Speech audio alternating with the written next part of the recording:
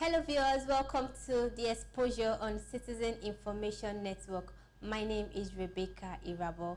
We are very happy to have you here today. Last week we spoke about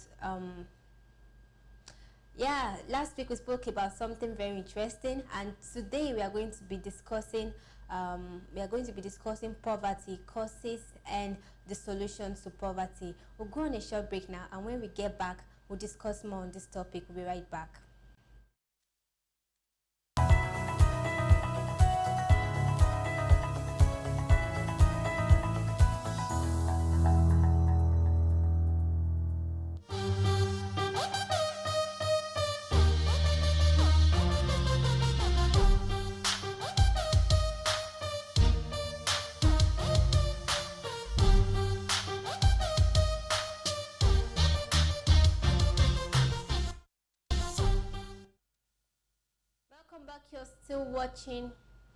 Welcome back, you're still watching Exposure on Citizen Information Network.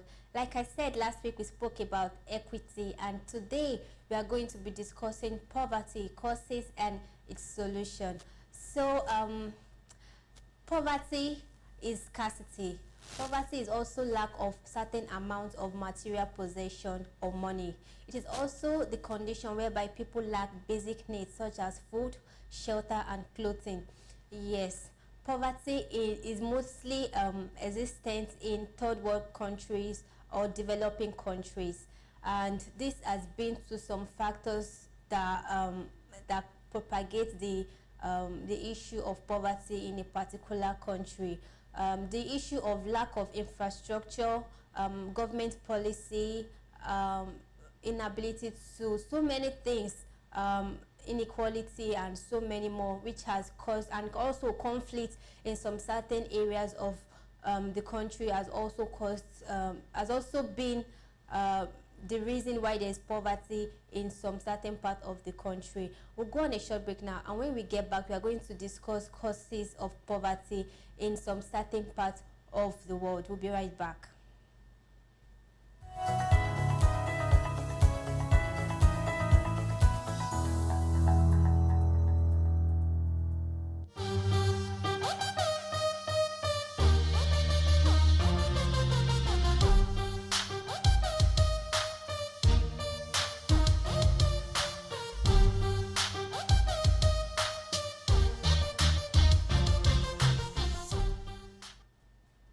Welcome back. You're still watching Exposure on Citizen Information Network. Like I said earlier, there are so many factors that contribute to the causes of poverty in a particular nation or country. Yes, so many causes, but here we are going to look at few causes of poverty in some nations in the world. First, we have inadequate access to clean water and nutritious food. Yes, we have in some countries, especially the third world countries and also developing countries, we have inadequate access to clean water and nutritious food. It was recorded that 2 billion people lack access to clean water, and 800 million people also are living in hunger all over the world. And this has been a major issue because when people don't have the strength, the energy to work, it will reduce the productivity of their country. And also children and women, they're the ones suffer when there is no water in a particular country, and this make them to walk a long distance to get water, and that time could be used productively at work and also to learn even in school. So when there's lack of water, when there's lack of potable water, and also when there's hunger in the country, poverty is inevitable because people won't have energy to work and be productive in that country.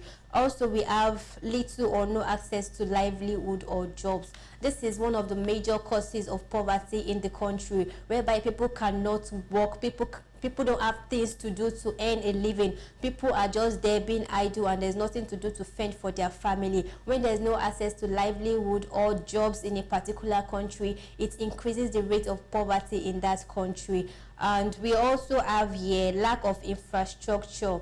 lack of infrastructure is also one of the major causes of poverty, because if you examine some things that should be done with the aid of machines and technology, you come to the realization that so many things will be done and it will aid the development of that country if there's more infrastructure in that particular country. So when there's lack of infrastructure in terms of internet, good road, bridges, and also network, electricity, when there's lack of these basic things which will aid the development of that country, when a particular country lacks this, it also leads to poverty, and if care is not taken, it will lead to extreme poverty in that country. Also, we have here, lastly, we have here limited capacity of the government. Yes, limited capacity of the government in the sense that when the policy of the government does not aid or support the citizen, it will be very difficult for vulnerable citizens to survive in that country. For example, people that live in the US, they have a government plan whereby we have the welfare program that supports healthcare and other agenda of the citizens, whereby if you don't have enough resources, the government can support you. But in some countries, the third world countries and developing countries, there's nothing like government aid for its citizens. There's nothing like a social welfare program that assists the citizen, and this leads to poverty, and if care is not taken, like I said, it may actually lead to extreme poverty. Having discussed the causes of poverty, among others, we have conflicts. We have so many causes of poverty, but we've discussed the few most important causes of poverty. We'll go on a short break now, and when we get back, we'll discuss the solutions to poverty. We'll be right back.